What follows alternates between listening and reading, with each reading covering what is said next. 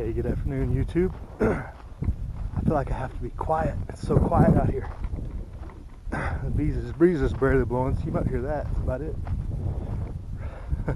But yeah, just a quick video on some thoughts, I guess. The divide and distract agenda. I don't know how it can get any more blatant when you see something that people should kind of all agree on. They have this tax cut plan, which tax cuts are tax cuts. Be happy, is the way I look at it. The less the government gets, the better. But people will fight over it. And of course, it's people saying, well, these other people should send more money to the government just because. And it's also interesting, the people that say that have more than enough and have tax attorneys that find ways for them to spend as little as possible on taxes. But you know, you can say the little guy's getting screwed. I guess it'd be nice for everybody to pay zero taxes. I would always argue for that. But to get entrenched in the side and say, oh, this is horrible. People, you know, there's people saying 10,000 people a day, or I'm sorry, 10,000 people a year will die because they weren't forced to buy health insurance. It's one of the suppositions out there, and it's a typical tactic of the dividers, is making you prove a false negative, making you prove something that doesn't exist, and making you fight against that argument, throwing really weird off-the-wall stats out there like that nobody can prove it because it doesn't exist. You can't fight against that kind of logic because it's not logic. Yeah, that was one of the articles after this whole tax thing came out, that 10,000 people will die because people are not forced to buy health insurance. That's what they're saying. They're saying there's studies that show that when people lose insurance, they have worse health outcomes, etc., etc. Hold on, boss.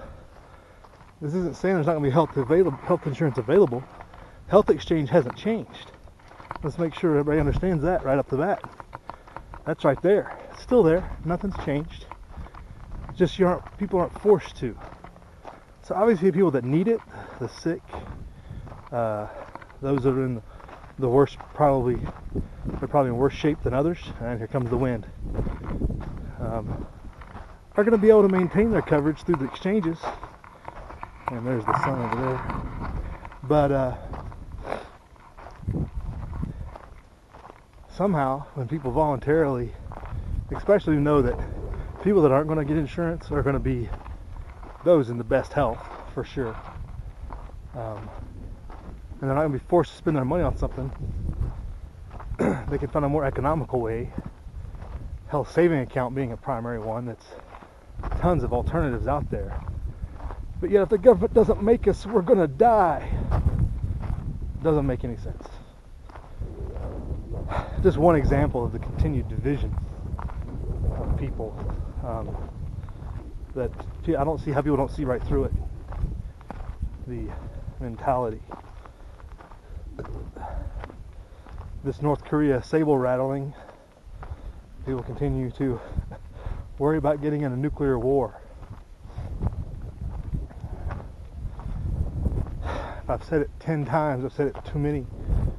North Korea is not going to do anything that China doesn't let them. Our people in the State Department know it. Our people in the military know it. The American population needs to stop getting scaremongered into this North Korea fiasco and understand it's part of the big chess game. What the ultimate end game is, that's the question. What's China and the United States and other world powers really trying to get leverage on? That's what we need to be thinking about. North Korea is a small, tiny pawn on that board against each other. with Japan and everybody else. So don't be distracted, I guess. Know that it's part of a bigger plan and a bigger issue. And those are things they're not telling you. The bigger issues, or us, or me, for that matter. Because I don't necessarily know the answers.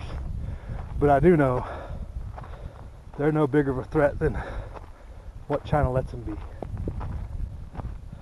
So let's look at the scaremongering that's went on the past 6 months between going to war. Notice you don't hear anything hardly about Syria anymore. Antifa is now no longer popular. They were on the verge of revolution, 6 months ago. Thought they're going to burn the place down. And all of a sudden that's gone. Why? It had to be important. The news selectively filters things to key in on our collective mind to manipulate the agenda. And we got to be on the alert, folks. It's not going to get any better. There is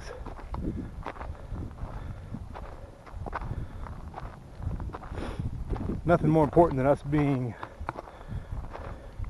united together in a frame of mind, mindset. Oh, there's the wind. But we have to be unified in a frame of mindset, in the what we prioritize and consider important. And it can't be the Grammys and the Emmys and every other award show that seems to be on TV every other week now.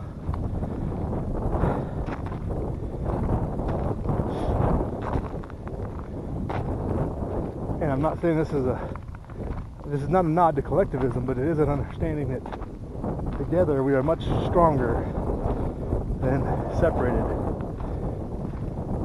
And unless we have a common understanding that each other as an individual is more valuable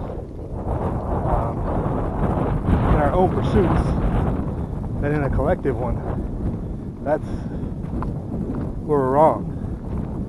So there's a key difference there. We have to have a collective understanding of our individuality and not accept collective thinking. If that makes sense. It's kind of almost like an oxymoron, but it's what the founding was based on.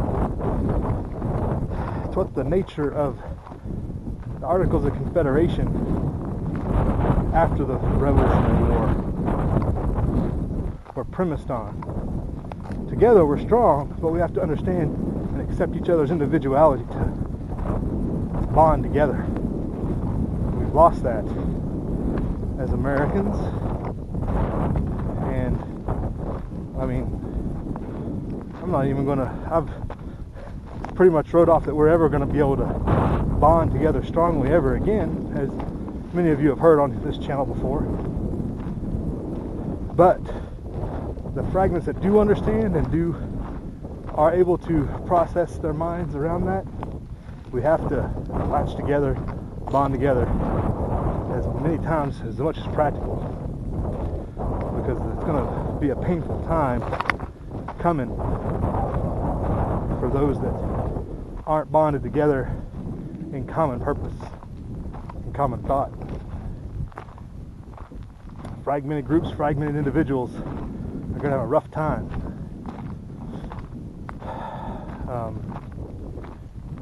In the slow burn, I think, as we've continued to evaluate over the years, we're in that slow burn. There's such control over all the different aspects of the economy and the industry and the country that an absolute quick collapse is not possible outside of a worldwide calamity, which all bets are off after that. But anything that we can control or deal with, we are in 1984 the control grid has been in place for years, decades, if not more. We just haven't seen it. We haven't been able to see it. We've all been indoctrinated. We've all been, for the most part, raised in the schools the control grid controls. So how would we know any better? How would we be able to process any other type of thinking without a significant departure from that way of thinking, which many here on YouTube and other places have been able to take themselves on many different. We all got here different ways. That's one of the great things that we had in the Green Dragon back in the day. We all got to that point in different ways. We all got to the point of understanding of what was coming, some of the ideas of what is needed, and a mutual understanding of individuality. But we all got there different ways. You had guys that were, you have the 420 Club, as you like to call them. We had them, free rangers, basically anarchists, states' rights, constitutionalists, secessionists, if you want to put me in that category, all types, gun rights, different types of rights, individual freedom basically underpinned a lot of it. We just had to all understand that's what really underpinned all those different philosophies, and we had all just prioritized one that we specifically held true to, and our own individual character was most important to us. We had to come to the understanding of recognizing all the others as being equally important, just not as effective, just not affecting our own individuality as much, I guess you'd say.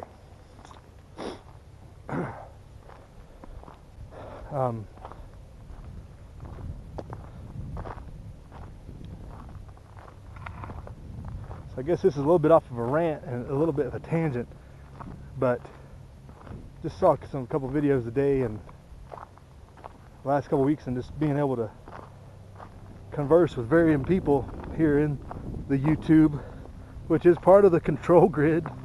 It is censored, it is managed, it is inventoried, and selectively promotes what it wants to get out. But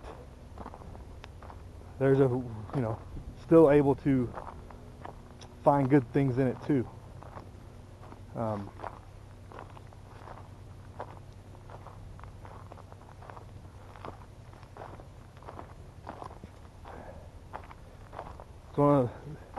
It's one of those senses of urgency you have. When you see certain things, you get a sense of urgency, but yet nobody knows the hour of the day, and we must move on at a comfortable pace. You don't want to be tired in the race. You want to move with a purpose and not sprint for the marathon that lies ahead without the endurance to do so.